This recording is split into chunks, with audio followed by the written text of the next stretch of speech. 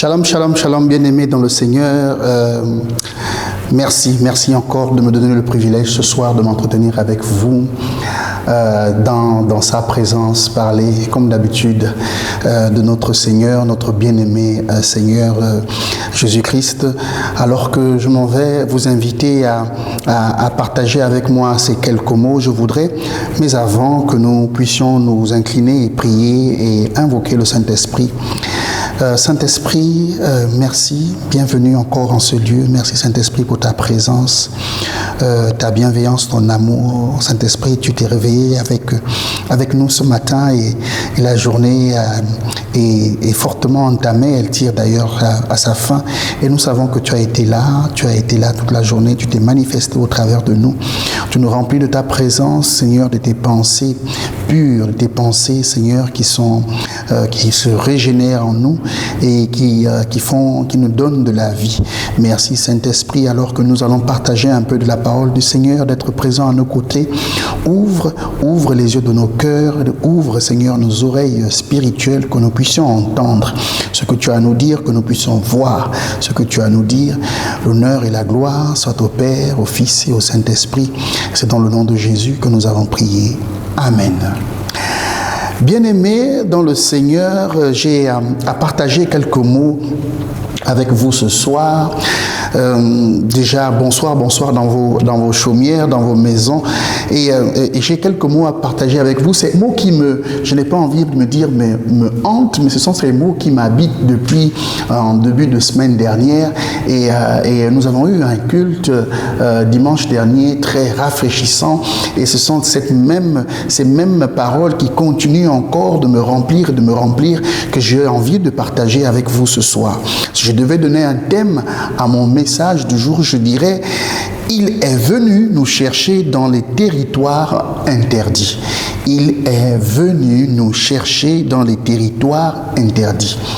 Mais avant de rentrer proprement dit dans l'échange que nous allons avoir, je voudrais que vous ouvriez votre livre d'Éphésiens au chapitre 2, et Éphésiens chapitre 2 du verset 1 à 7.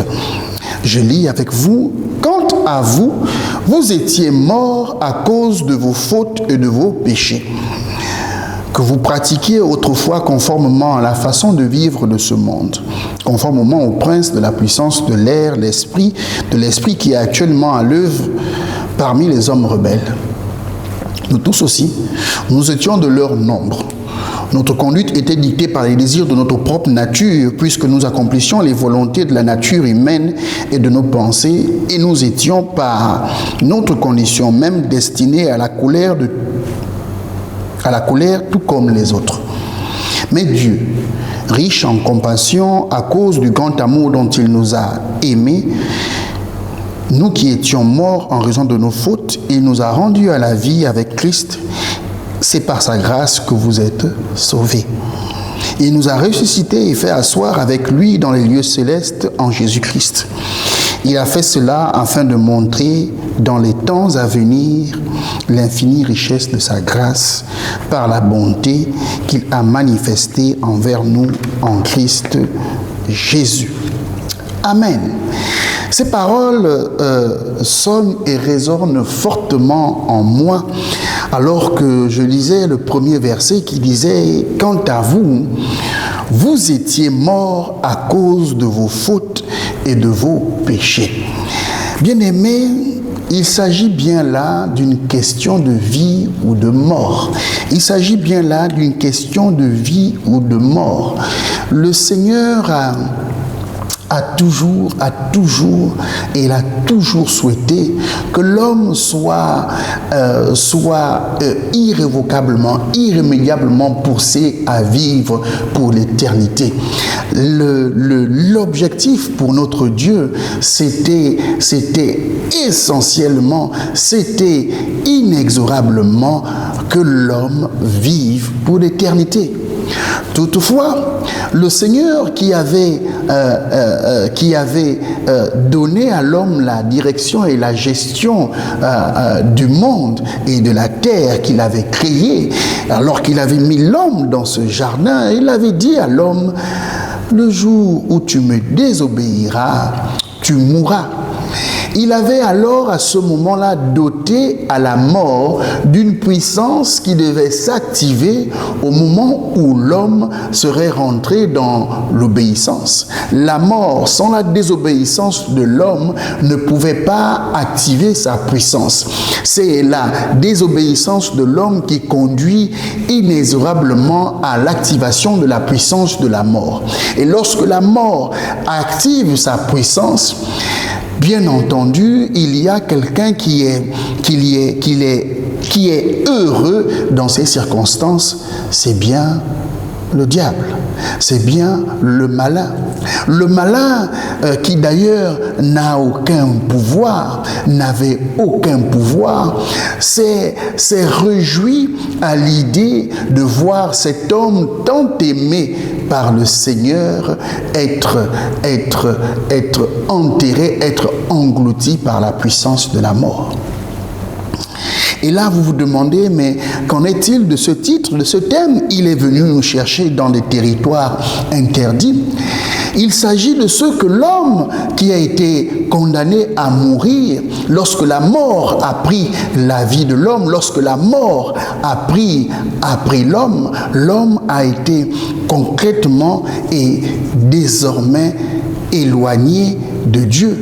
Il n'avait plus pour Dieu, il n'avait plus l'Éternel pour Dieu. L'homme était voué justement à demeurer dans les abîmes, avec l'abîme qui est le territoire en réalité du malin, le territoire du diable.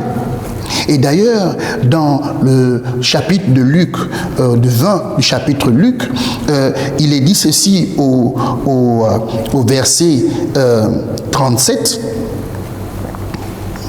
Au verset 38, « Or Dieu n'est pas le Dieu des morts, mais des vivants, car tous sont vivants pour lui. » Notre Seigneur n'est pas le Dieu des morts, il est le Dieu des vivants. Il est le Dieu de ceux à qui il donne la vie, il est le Dieu de ceux à qui Dieu a donné une vie éternelle. Mais qu'en est-il des morts? Où étions-nous, nous qui étions déclarés morts, comme le déclare l'apôtre Paul dans le livre d'Éphésiens? Nous étions dans cet abîme alors que nous avons perdu la vie, nous avions perdu la vie, nous étions dans cet abîme, dans des territoires qui étaient déclarés interdits. J'ai regardé un film dernièrement et d'ailleurs ce film était très semblable à la vérité de ce qui se passe dans la plupart des grandes villes et des grandes métropoles du monde. Il y a dans chaque ville aujourd'hui, et je veux m'intéresser pour ne pas prendre de mauvais exemples ou viser quelques-uns parmi nous, je irai m'installer au niveau du Brésil.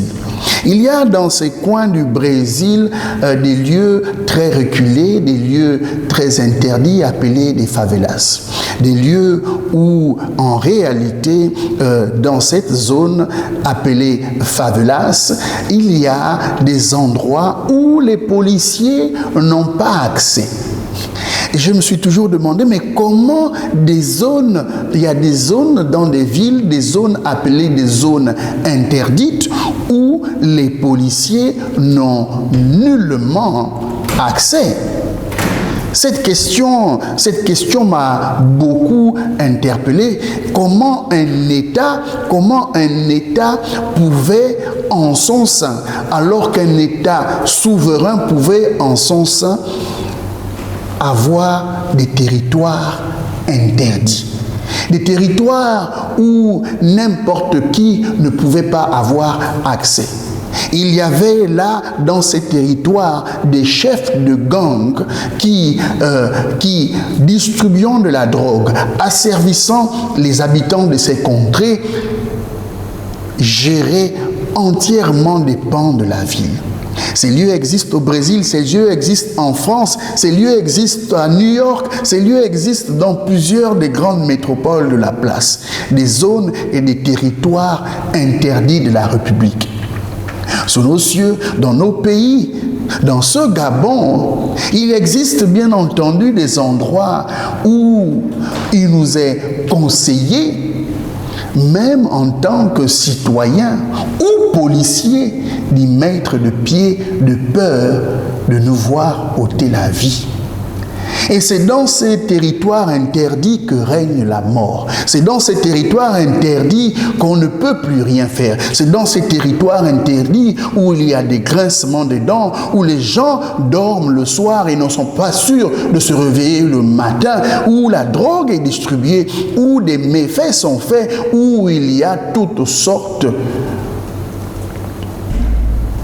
de zones interdites. C'est dans ces territoires où règne le chaos, c'est dans ces territoires où le maître, chef de gang, tient la clé du séjour des morts. Et alors je me suis dit, mais effectivement, il y avait une grande question lorsque le Christ descend sur la terre. Il ne pouvait pas se limiter. Le Christ ne pouvait pas se limiter à seulement errer sur la terre. Il est venu porter la bonne nouvelle, il est venu libérer les captifs, il est venu chercher ceux-là qui étaient condamnés, il est venu chercher ces brebis qui étaient égarées, ces brebis qui étaient déclarées captives. C'est pourquoi ce premier verset dit « Quant à vous, vous étiez morts à cause de vos fautes et de vos péchés. »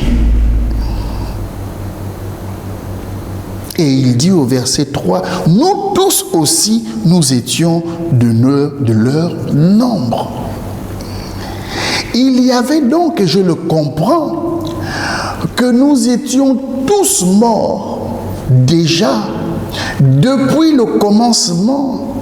Depuis la désobéissance d'Adam, nous étions tous morts, tantôt errant sur la terre, tantôt errant dans le séjour des morts.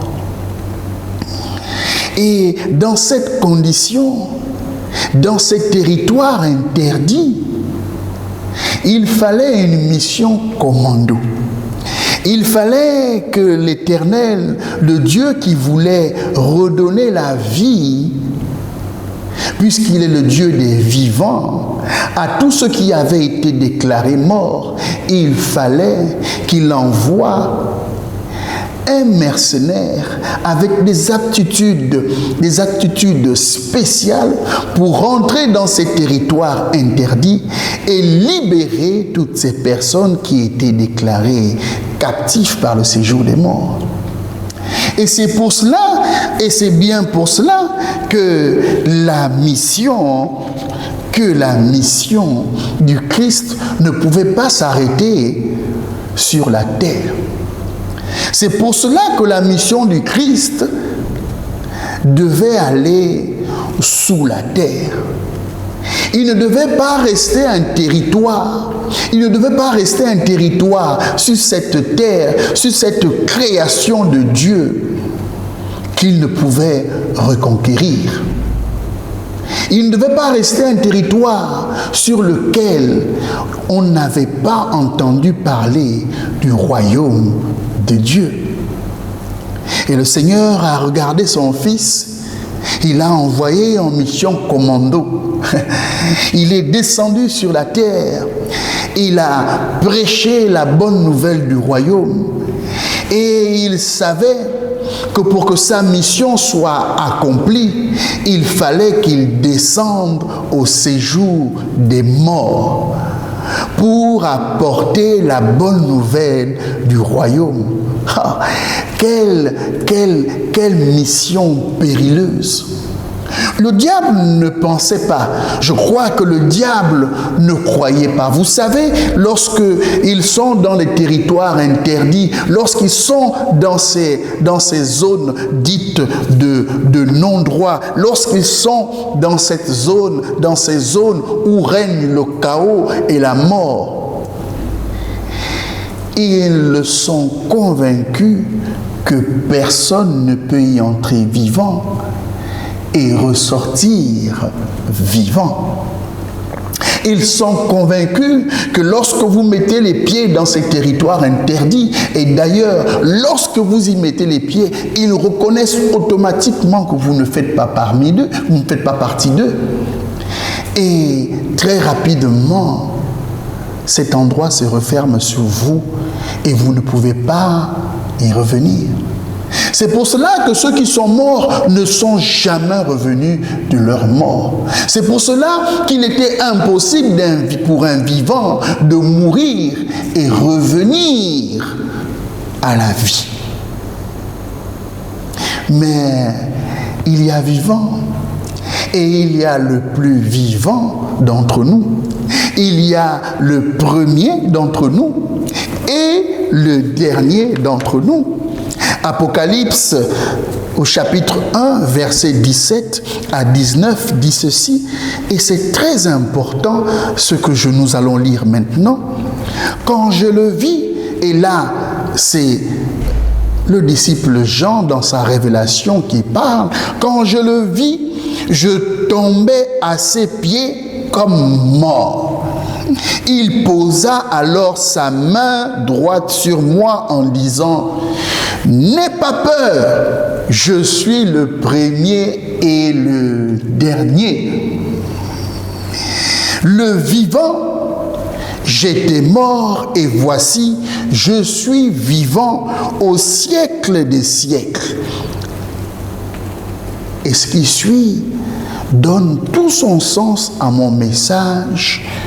Je détiens les clés de la mort et du séjour des morts. Écris donc ce que tu as vu, ce qui est et ce qui doit arriver ensuite. Oh, alléluia, alléluia. Je détiens les clés de la mort et du séjour des morts. Voici un vivant qui est descendu dans le territoire interdit, qui est descendu dans le séjour de la mort, qui est allé jusque chez le chef du séjour de la mort, récupérer les clés du séjour des morts. Il a récupéré les clés du séjour des morts et il a déclaré désormais ce quartier, cet endroit, ces territoires interdits connaîtront la vérité, connaîtront la libération, connaîtront la vie éternelle. Il est rentré dans ces territoires interdits et a déclaré la vie là où la mort avait été actée. Il est le premier, il est le dernier et il déclare qu'il a la clé du séjour des morts. Bien-aimé, je ne sais pas dans quelle situation tu te trouves. Je ne sais pas quelle est cette porte qui a été déclarée fermée. Je ne sais pas quel est cet endroit, ce territoire interdit dans lequel tu penses que le Seigneur ne peut pas venir te chercher. Je ne sais guère dans quelle zone exactement, dans quel quartier, dans quel endroit, dans quel abysse, dans quel abîme, dans quelle difficulté, dans quel problème, dans quelle situation, dans quel endroit, territoire interdit tu te trouves. Mais j'ai une bonne parole pour toi aujourd'hui. Le premier et le dernier te dit, n'aie pas peur, n'aie pas peur. Il est le vivant, il était mort et il est revenu à la vie vivant pour des siècles et des siècles. Et la bonne nouvelle, c'est qu'il détient les clés du séjour des morts. Il détient les clés non seulement de la mort, mais du séjour des morts. Bien-aimé, il n'y a pas de situation, il n'y a point de situation qui mérite que tu aies encore peur à ce jour. Parce qu'il est allé beaucoup plus loin que ce que nous pouvons penser et imaginer. Et il est allé dans des territoires interdits pour pouvoir te ravir de la mort. Alors, reçois ta libération ce soir. Partage ce message à quelqu'un qui a besoin de comprendre et de savoir qu'il a de nouveau la vie. Dans le nom de Jésus. Dans le nom de Jésus. Dans le nom au-dessus de tout nom. Que ton autorité en Christ soit restaurée. Tendre Père, mon Dieu, mon roi, Seigneur Jésus, nous nous adressons à toi et nous te disons merci. Merci toi qui nous as rachetés à un grand prix. Toi qui es venu et qui es descendu sur la terre. Mais dont la course s'est achevée jusque dans le séjour de mort où tu as récupéré les clés de la mort et des séjours des morts. Toi qui nous as fait sortir de ces territoires interdits. Toi, le véritable commando qui a réussi la mission ultime, celle de ramener les morts à la vie, qui peuvent déclarer à l'Éternel notre Dieu qu'il est Seigneur, car il est le Dieu des vivants. Il n'est pas le Dieu de ceux qui sont morts, il est le Dieu de ceux qui sont en vie. Béni soit l'Éternel, mon Dieu, mon roi. Béni sois-tu pour ta présence, ton amour, ta bienveillance, pour ce message qui nous donne encore de la force et de la vigueur. Laisse que ton nom soit glorifié. C'est dans le nom de Jésus que nous avons prié. Amen, amen, amen. Bonne soirée chez vous et partagez le message. Je pense qu'il y a des personnes qui ont besoin d'entendre, qui ont besoin de comprendre, qu'ils n'ont plus besoin d'avoir peur. Ils n'ont plus besoin d'avoir peur. Dans le nom de Jésus. Amen.